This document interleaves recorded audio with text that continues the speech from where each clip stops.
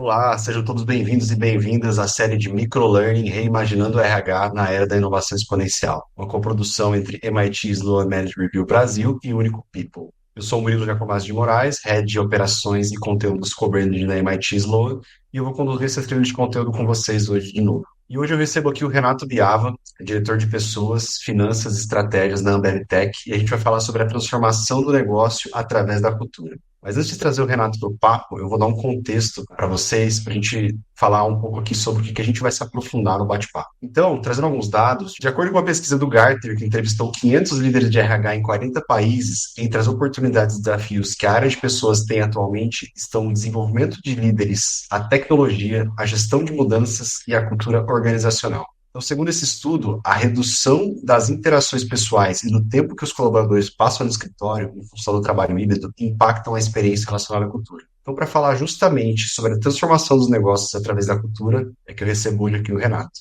Seja muito bem-vindo, Renato. Obrigado, Murilo. Super obrigado pelo convite. Um prazer aí participar com vocês. Legal, obrigado. Para começar, eu vou pedir para você apresentar para a gente e também dar um contexto para a nossa audiência, né, sobre a Ambev e sobre a Ambev Tech. E, claro, também falar um pouco sobre o seu background, enfim, como que é a tua atuação, de onde você vem e contar um pouco da sua história. Fica à vontade. Legal, bacana, Murilo. Tenho quase 20 anos de Ambev, Ambev ou Ambev Tech. É uma carreira um pouco eclética. Eu comecei na área comercial, passei pela área industrial, que era de produção, relações corporativas, ocupei diversas posições na área de gestão. A última delas eu era o head da nossa unidade de negócio do Brasil. E nos últimos 3 anos eu toco a nossa unidade de negócio de tecnologia, que a gente chama de Ambev Tech. Sou responsável por RH, finanças e estratégia dentro dessa unidade. A Ambev é uma empresa centenária, a gente tem marcas centenárias, uma empresa que produz, comercializa, distribui bebidas. A gente tem desde um portfólio de cervejas, Brahma, Skol, Antártica, Spaten, Stella Artois, Corona, etc. Uma linha de refrigerantes com Guaraná Antártica, soda, Pepsi, etc.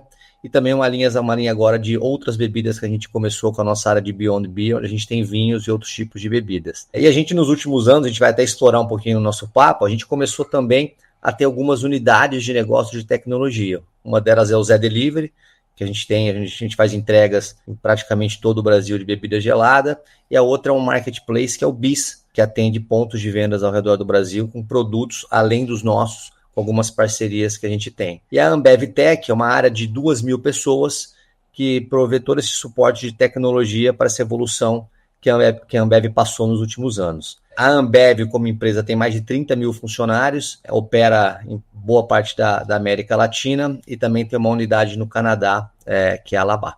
Então, esse é um pouquinho do histórico, a gente pode entrar em mais detalhes durante o nosso papo por aqui. Legal, aqui grandes números e grandes desafios, não só na parte de gestão de pessoas, mas também na parte de tecnologia, expansão, enfim, vai ter bastante conteúdo para a gente conversar. Ô, Vamos Renato, lá. e como apontou o estudo do Gartner aqui que eu trouxe no início, os novos modelos de trabalho eles têm impactado muito na relação entre os colaboradores e a cultura organizacional, né?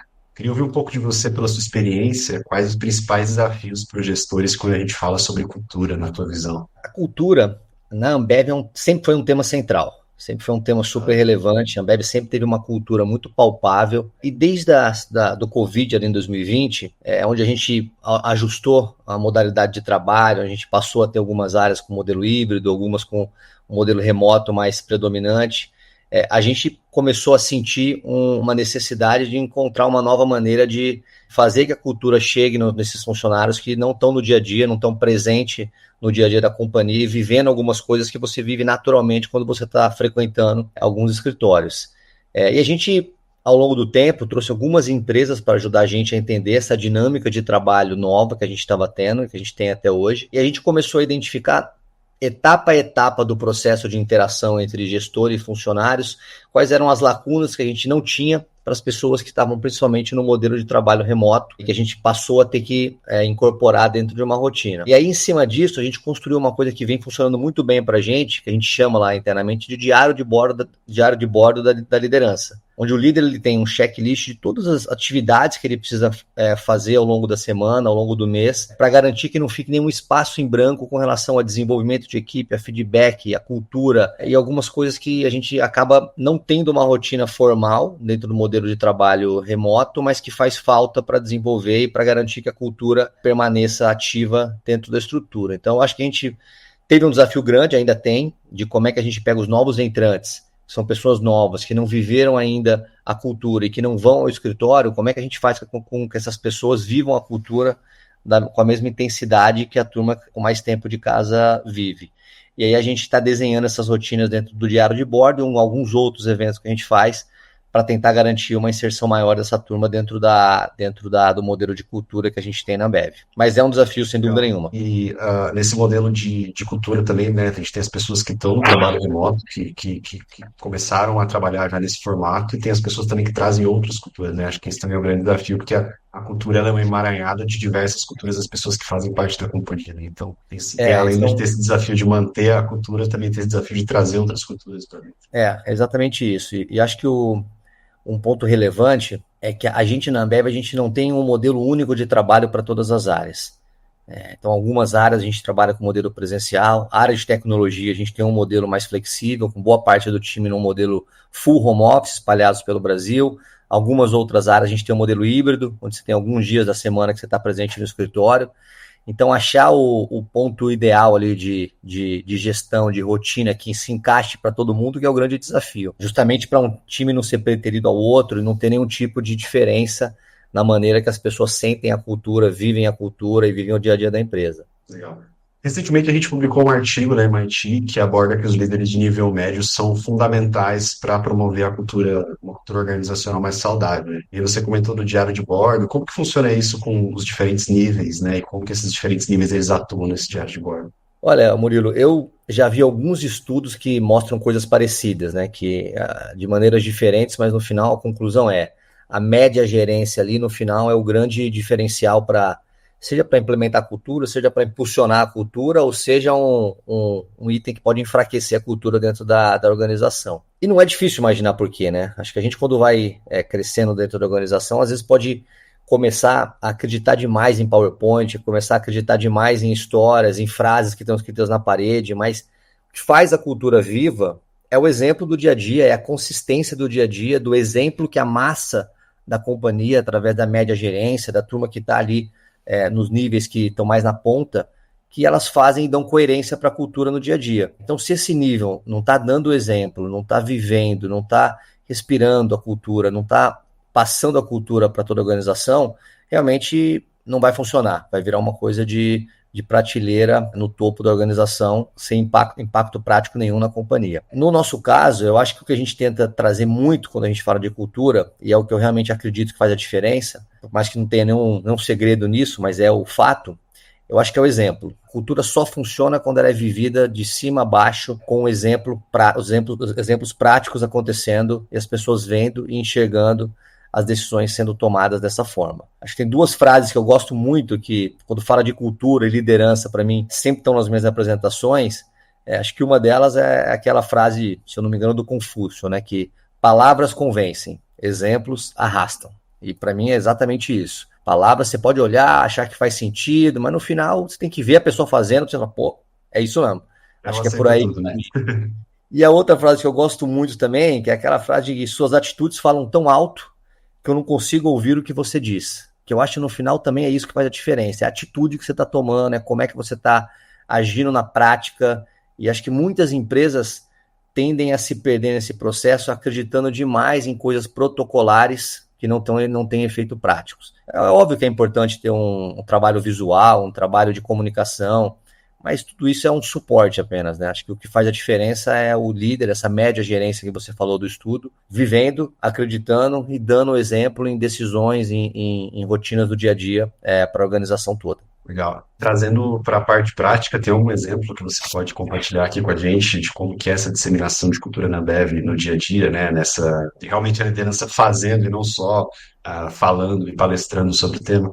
Olha, Murilo, na Ambev, eu já estou indo para os meus 20 anos, então eu vivi um pouco de história lá dentro, né? E desde que eu entrei, uma coisa que sempre me chamou muita atenção e me marcou muito era o fato da cultura ser muito palpável, assim, a gente conseguir enxergar, quase que tocar na cultura da companhia, e em vários níveis, desde o nível ali mais do campo, onde você está operando a ponta do negócio, no nível mais corporativo, no nível mais alto, no nível mais baixo, e sempre foi uma coisa que me motivou e sempre acho que foi um diferencial grande da Ambev. E o que aconteceu nos últimos 5, 6 anos é que a Ambev entendeu que cultura é uma coisa que se adequa ao momento que a gente está vivendo, ao momento da empresa, é o momento do mundo, é o momento que a gente está buscando, a estratégia que a gente está desenhando e tudo mais.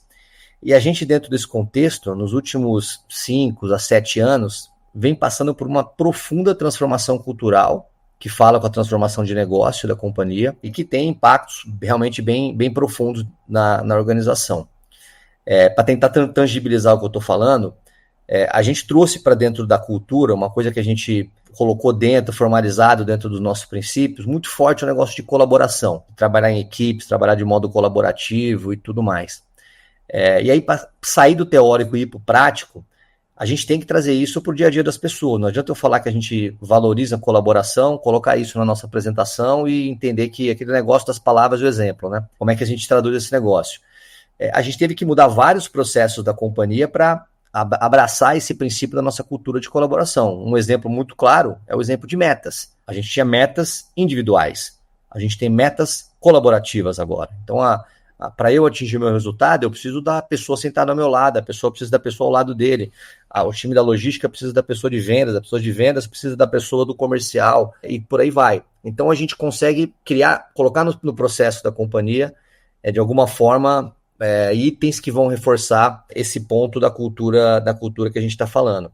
Se a gente acha que a cultura é tão importante, então a gente tem que colocar nesse nosso modelo de cultura evoluída, promover as pessoas que são as pessoas que estão sendo embaixadoras desse modelo. Então a gente tem no nosso processo de gente maneiras da gente identificar essas pessoas, valorizar essas pessoas e ter um componente muito grande do processo decisório para promover, para incentivar financeiramente as pessoas que está relacionada ao quanto essa pessoa vive a cultura e vive os princípios que a gente colocou para dentro. No nosso caso, a gente vem numa jornada, então são 5, 7 anos que a gente está nessa evolução, a gente vem traduzindo os princípios da cultura nos processos que a gente tem, seja processo de gente, processos comerciais, de negócios, etc. E isso acho que é o que criou um ecossistema muito, muito rico dentro da companhia, que propiciou que a gente tivesse algumas mudanças de direção de negócios extremamente relevantes para a companhia. Legal. Até no início você comentou sobre os negócios da Ambev, né, o próprio Zé Delivery e tudo mais. Eu acho que isso é muito fruto da cultura que a Ambev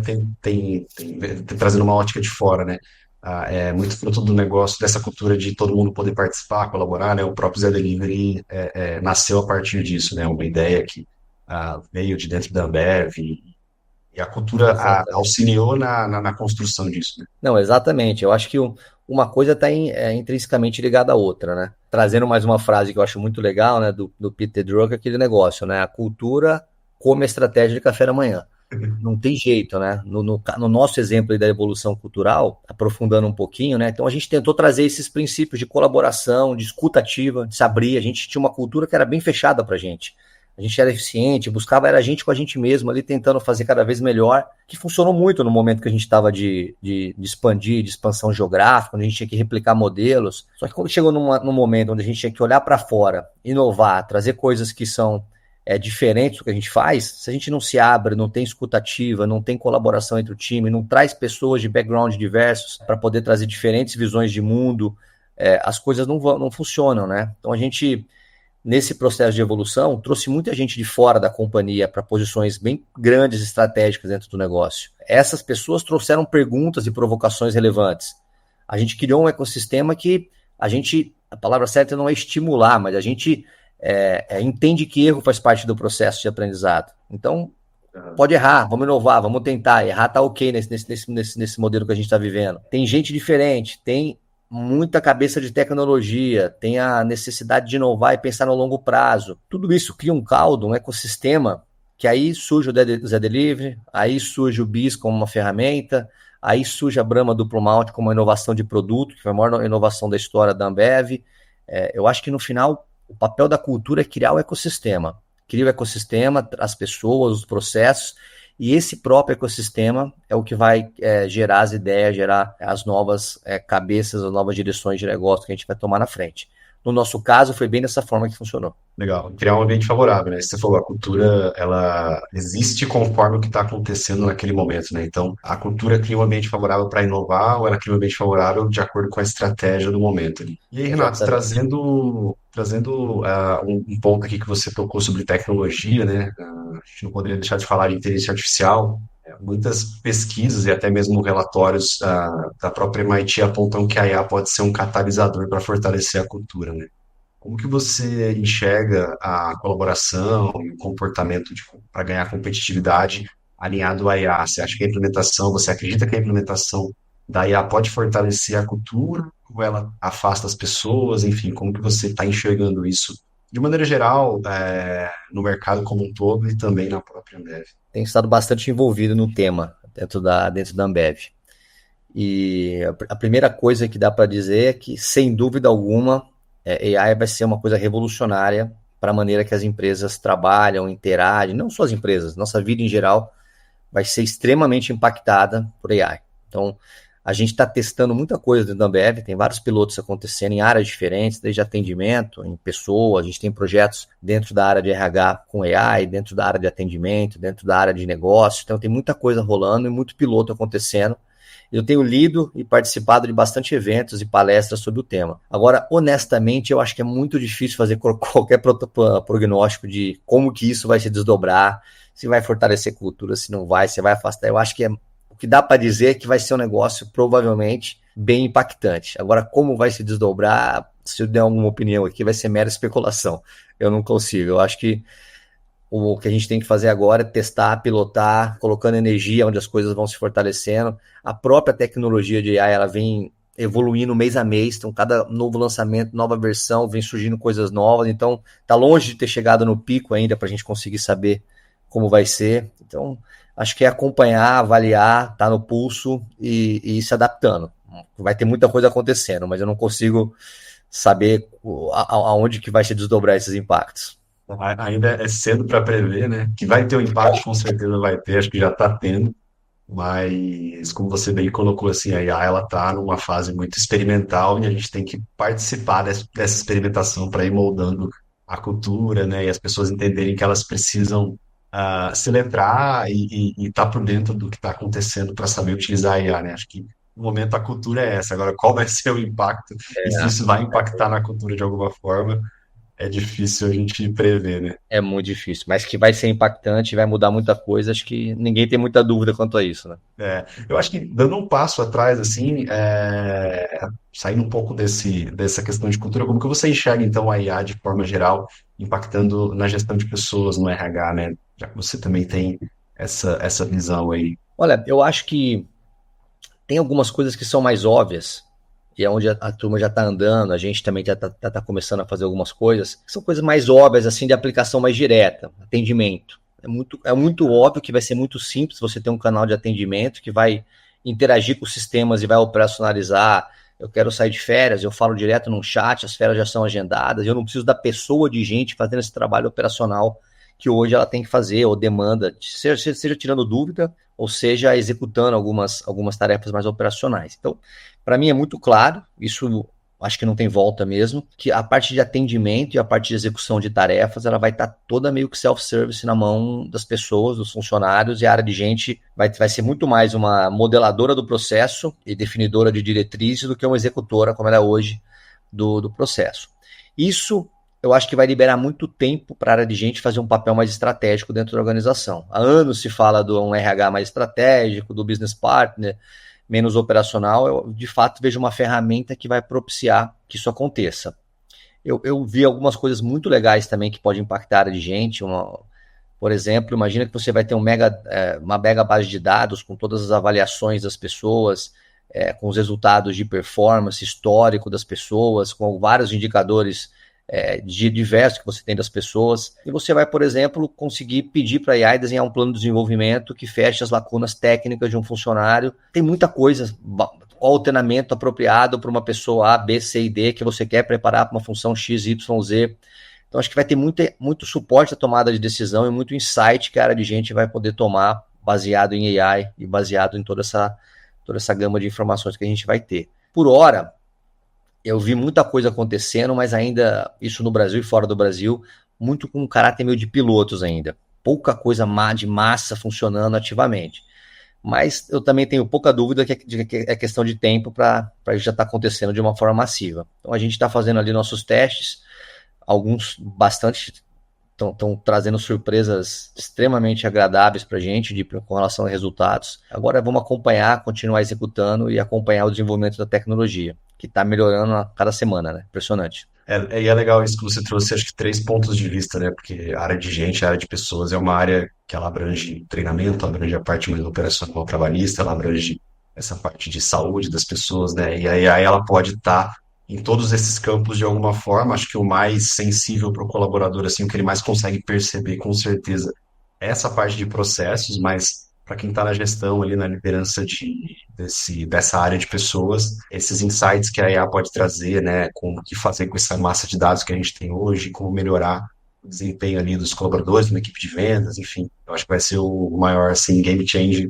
de AI para a área de gente no futuro. E como você falou, a gente está com ótimos testes, a gente também conversa aqui com diversas empresas, tem aqui algumas publicações na MIT, e a gente está com ótimos testes, mas a gente ainda não sabe aonde vai chegar e qual vai ser o fim dessa história. Assim, eu acho que está muito longe de acontecer, a gente tem muito a evoluir, mas com certeza os resultados vão ser maravilhosos. E só complementando, acho que tem uma parte que a área de RH também é responsável, que eu acho super relevante, que é o letramento da organização. Porque o que começa a acontecer é que, como está aparecendo muito na mídia, e obviamente a ferramenta é muito boa, as pessoas por conta própria começam a testar, pilotar, fazer coisas, e não necessariamente com o melhor letramento ou com a direção mais alinhada possível com relação à estratégia. Então a gente vai ser uma frente grande nossa agora, no final desse ano e para o ano que vem, vai ser uma parte de letramento da organização toda com relação ao que tem rolando de AI, onde as pessoas podem usar, que tem um ganho de qualidade de vida também muito bom para as pessoas. Então aquele negócio que era mais difícil de fazer passa a ser mais fácil. Não é que vai ser disruptivo, só vai ser mais simples, muito mais simples de fazer. Então isso vai descarregar um pouquinho aquele workload que a turma tem. Então tem muito ganho que ele vai se refletir ali no bem-estar das pessoas, que vão poder trabalhar de uma forma mais suave, mais fácil, menos estressante, com algumas coisas que podem ser resolvidas de uma forma muito mais simples se você usar a ferramenta correta.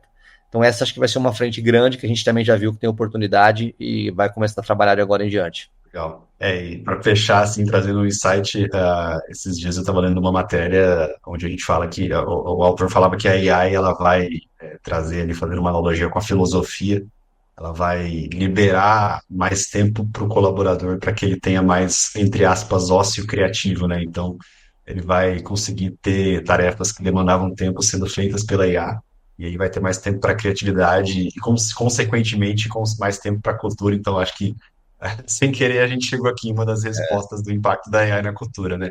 Vai moldar com Exato. certeza a cultura nesse sentido, as pessoas vão ter mais tempo de criar em conjunto as coisas aí. Exatamente. Legal, Não, Renato. é bem por aí. Bom, a gente está chegando aqui no fim do nosso bate-papo. Para finalizar, eu vou pedir para você deixar para a nossa audiência uma reflexão sobre a transformação dos negócios através da cultura. Enfim, se você quiser deixar uma dica aí para quem está de olho na cultura, de olho na transformação digital, né, na transformação dos negócios, como que a cultura pode drivar isso. Então, qual que é a tua reflexão, a tua dica? Bom, a gente falou muito de cultura, o que eu tenho para dividir assim, de aprendizado desses meus 20 anos de Ambev, de estudar muito o assunto, é que por algumas vezes, principalmente para quem é um pouco mais de formação, de background mais analítico ali, seja engenharia, uma carreira um pouco mais técnica, tende a menosprezar no início a importância de uma coisa que parece subjetiva, que é cultura.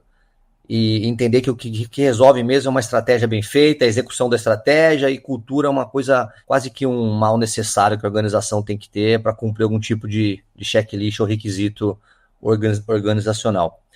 E a minha reflexão aqui, Murilo, é que assim, não existe empresa de sucesso sem uma cultura de sucesso. Se você lê sobre o assunto, se você quer ler biografias, livros, entender, você vai sempre cair nessa conclusão de que por trás de uma grande empresa tem uma grande cultura. E isso vale para Google, isso vale para Amazon, isso vale para Netflix, isso vale para Nike, isso vale para Walmart, isso vale para Ambev, isso vale para OpenAI.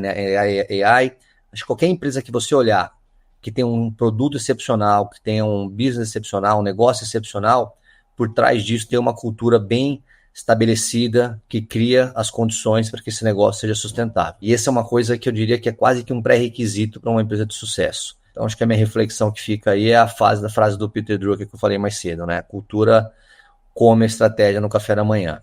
Então, não menospreze, acho que a cultura bem feita e que as pessoas vivem, ela é quase que tangível e quase que você pode tocar nela, e acho que essas são as empresas que têm sucesso, definem claramente, tem de uma forma bem original e direta uma cultura escrita, e ela é vivida pela liderança do negócio. Legal. Se eu puder complementar que empresas que olham cultura e estratégia separadamente estão fazendo errado a coisa, né? Uma tem que Exatamente. andar lado a lado. E Legal, cultura não é um Renato. negócio de RH, né? Acho que é uma coisa do CEO, do CEO e do board da companhia.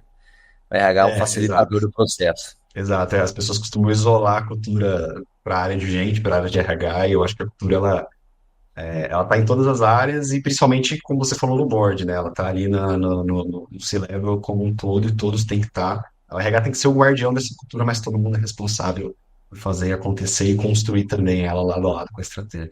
É isso aí. Legal, Renato. Obrigado pela sua participação. Agradeço demais aqui em nome da MIT, em nome também da Único People, nossa parceira aqui nessa série de microlearns.